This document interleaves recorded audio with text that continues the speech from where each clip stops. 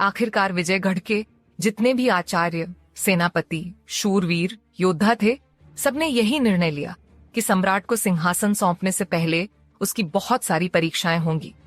अगर वह प्रत्येक परीक्षा में विजयी हुआ तो उसे विजयगढ़ के सिंहासन पर बैठा सकते हैं। वहीं दूसरी तरफ सम्राट अपने कक्ष में गुमसुम बैठा हुआ था। तभी महारानी नीलकमल उसके कमरे में आई। नीलकमल ने सम्राट को ऐसे देखा तो बोली, क्या हुआ सम्राट? सम्राट नीलकमल के पास आया। उसने हाथ जोड़कर उसे प्रणाम किया और बोला, कुछ नहीं महारानी, घर जाने की इच्छा हो रही है। ये सुनकर नीलकमल मुस्कुराई। तुम सिंहासन पर बैठ जाओगे तब भी क्या यही कहोगे कि घर जाने की इच्छा हो रही है? सम्राट बोला, माँ की बहुत याद आ रही है। नीलकमल ने सम्राट के चेहरे पर हाथ लगाकर कहा, इतनी बुद्धू नहीं हूं मैं, ये तो मैं भी जानती हूँ। याद किसी और की आ रही है और नाम किसी और का लिया जा रहा है। ये सुनकर सम्राट के चेहरे पर हल्की सी मुस्कुराहट आई। उसने नीलकमल की बाजू पकड़कर एक कुर्सी पर बैठाया और खुद उनके पैरों के पास बैठ गया और अपना सिर नीलकमल की गोद में रखकर बोला, आपको अपने दिल की बात बताऊं, आप मेरे मन की बात सुनेंगी? नीलकमल ने बड़े प्यार से सम्राट के बालों में हाथ फेरते हुए कहा, क्यों नहीं सुनूंगी, बताओ क्या बताना चाहते हो? सम्राट बोला, पहले आप बताइए, अगर मुझे विजयगढ़ का सिंहासन मिल गया तब भी आप मुझे इतना ही प्रेम करेंगी? नीलकमल ने कहा, देखो, मैंने अपने हृदय की बात तुम्हें कुछ दिनों पहले बता दी थी कि मैं मन से चाहती थी कि रणविजय ही सिंहासन पर बैठे, लेकिन सिंहासन पर योग्य पुरुष बैठना चाहिए और वह सारे गुण तुम में है। अगर तुम सिंहासन पर बैठोगे तो मैं तुमसे उतना ही प्यार करूंगी जितना अब कर रही हूं। अब बताओ क्या चल रहा है तुम्हारे हृदय में? सम्राट बोला, पहले आप बताइए, सिंहासन पर बैठने के बाद मुझे कुछ भी मिल जाएगा। नीलकमल बोली, मैं समझी नहीं। सम्राट ने अपना चेहरा उठाकर नीलकमल को देखा और बोला, अगर मैं विजयगढ़ के सिंहासन पर बैठ गया तो क्या मुझे राजकुमारी देवयानी से विवाह करने की अनुमति मिल जाएगी? यह सुनकर नीलकमल हैरानी से सम्राट को देखने लगी। फिर बोली, तो यह प्रेम रोग है, तभी चेहरे पर उदासी है। सम्राट ने फिर से अपना सिर नीलकमल की गोद में रख लिया और बोला, बताइए ना महारानी, क्या विजयगढ़ के महाराज में इतनी ताकत है कि वह अपनी पसंद से विवाह कर सके? नीलकमल बोली, ताकत तो है, अनुमति भी है, किंतु मैंने सुना है राजकुमारी देवयानी विवाह नहीं करना चाहती। सम्राट बोला, यही तो मुझे समझ नहीं आता महारानी कि राजकुमारी देवयानी विवाह क्यों नहीं करना चाहती। क्या मुझ में कोई कमी है? मैंने उसे अपने हृदय की बात भी बता दी, उसके बावजूद भी वह मुझसे दूरी बनाकर रखती है। अब बताइए ना महारानी, मैं देवयानी को पाने के लिए क्या करूं?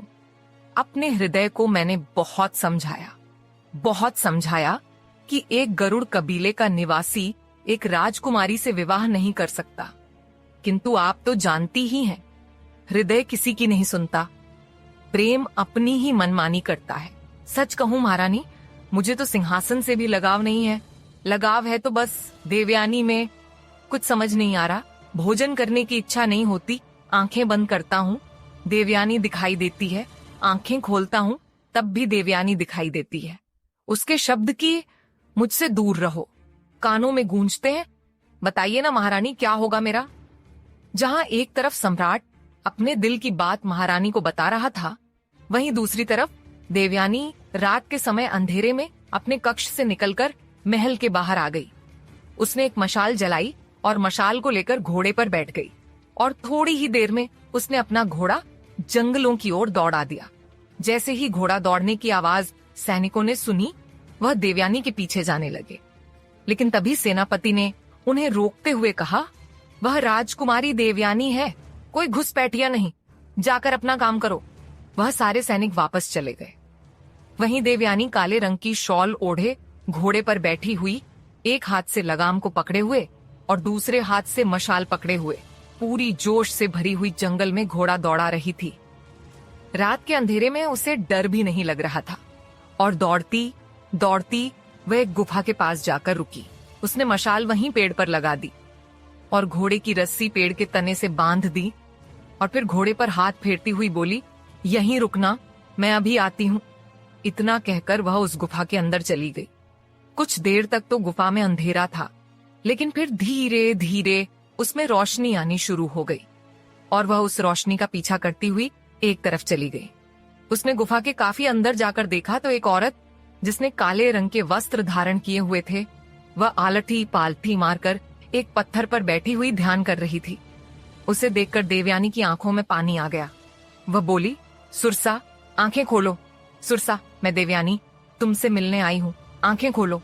और तभी सुरसा ने अपनी आंखें खोली। उसके सामने देवयानी खड़ी थी, एकदम खूबसूरत, जबकि सुरसा एक कुरूप स्त्री थी। चेहरे पर दाग थे, रंग रूप या कुछ भी सुंदर नहीं था। देवयानी और सुरसा एक दूसरे को देख रही थी। सुरसा ने मुस्कुराकर कहा, देवयानी तुम यहाँ। देवयानी की आंखों में पानी आ गया। वह बोली, मैं खुद को रोक नहीं पा रही हूँ, सम्राट की ओर झुक रही हूँ, वह मुझे प्रेम करने लगा है। सुरसा ने मुस्कुराकर कहा, लेकिन तुम उसे प्रेम नहीं कर सकती। इतना कहकर सुरसा उस पत्थर से उठ गई और उसने वहीं नीचे घूमते हुए एक सांप को उठा लिया। सुरसा को ऐसे देखकर देवयानी थोड़ा सा डर गई। सुरसा ने अपनी जीभ निकाली और जिस सांप को उसने अपने हाथ में पकड़ा हुआ था, उस सांप को जीभ पर डसने के लिए उकसाने लगी। उस सांप ने अगले ही पल सुरसा की जीभ में डंक मार दिया और जैसे ही सांप ने सुरसा की जीभ में डंक मारा, वैसे ही सांप मर गया। सुरसा ने सांप को वहीं छोड़ दिया। यह नजारा देखकर देवयानी के हाथ पैर थोड़े से कांपने लगे। वह बोली, सुरसा क्या हो गया है तुम्हें? सुरसा बोली, तुम मेरा हाल चाल पूछने आई हो? देवयानी ने कहा, नहीं, मैं बस बताने आई हूँ कि मेरा मन पर नियंत्रण छूट रहा है। सुरसा ने कहा, तुम्हें मन से नियंत्रण छोड़ना नहीं चाहिए। अगर छूट गया तो तुम बहुत लोगों की जान की वजह बन जाओगी। क्या चाहती हो कि सम्राट तुम्हारी आंखों के सामने मर जाए? देवयानी की आंखों में पानी आ गया। वह बोली, मैं उसे खुद से दूर करने की कोशिश करती हूँ। सुरसा बोली, दूर करने की कोशिश नहीं करनी, उसे दूर करना है। अगर तुमने उसे दूर नहीं किया तो वह भी मृत्यु को प्राप्त होगा। इतना कहकर सुरसा ने एक और सांप को पकड़ लिया और उस सांप को अपने हाथ में काटने के लिए उकसाने लगी और सांप ने अपने दांत सुरसा के हाथ में गड़ा दिए। सुरसा को तो कुछ नहीं हुआ, लेकिन सांप मर गया। सुरसा ने उसे भी छोड़ दिया। देवयानी एकदम से पीछे हट गई।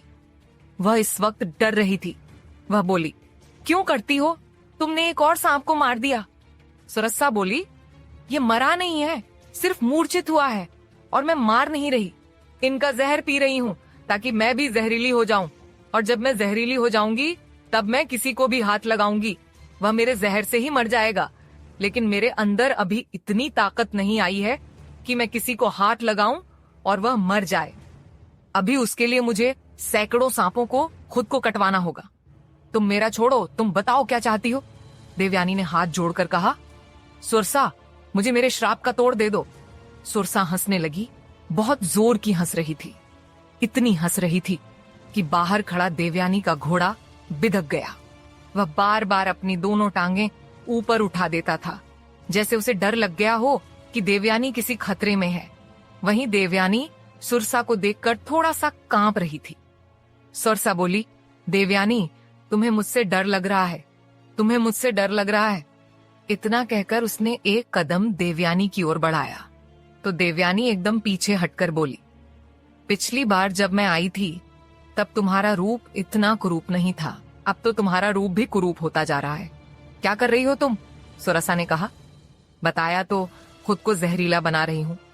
चलो छोड़ो, वार्तालाप को खत्म करते हैं। मेरे पास तुम्हारे श्राप का तोड़ नहीं है, अगर होगा भी तो मैं तुम्हें नहीं दूंगी। अब तुम वापस जा सकती हो। सम्राट से दूर रहना, वरना उसकी मृत्यु का कारण तुम होगी। इतना कहकर सुरसा वापस से पत्थर पर आकर बैठ गई।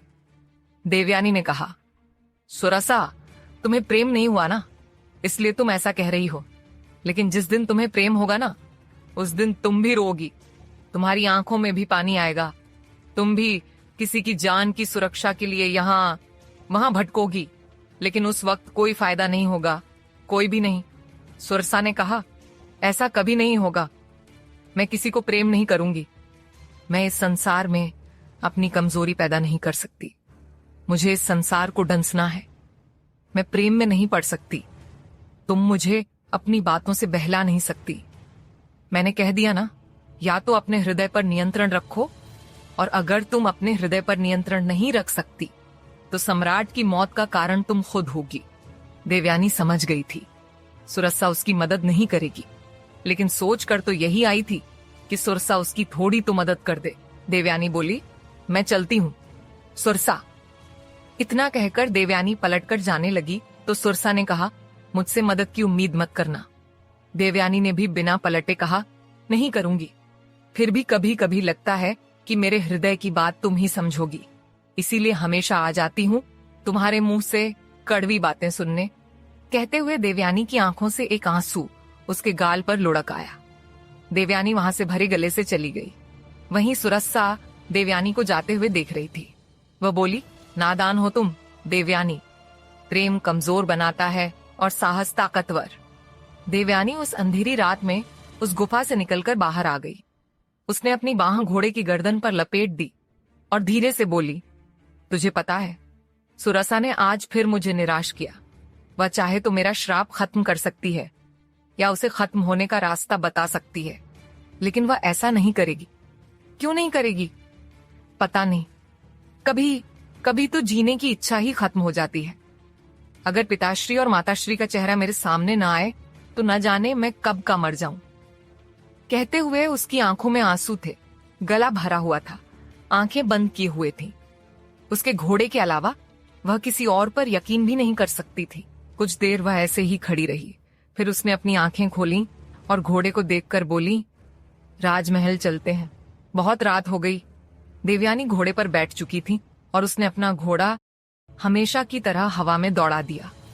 थोड़ी ही दूर चलने के बाद उसने महसूस किया जैसे एक और घोड़ा उसके घोड़े के पीछे दौड़ रहा है। देवयानी ने हल्का सा पलटकर देखा तो हैरान हो गई। वह कोई और नहीं, सम्राट था। सम्राट ने घोड़े की लगाम खींची और दौड़ता हुआ देवयानी के पास आ गया।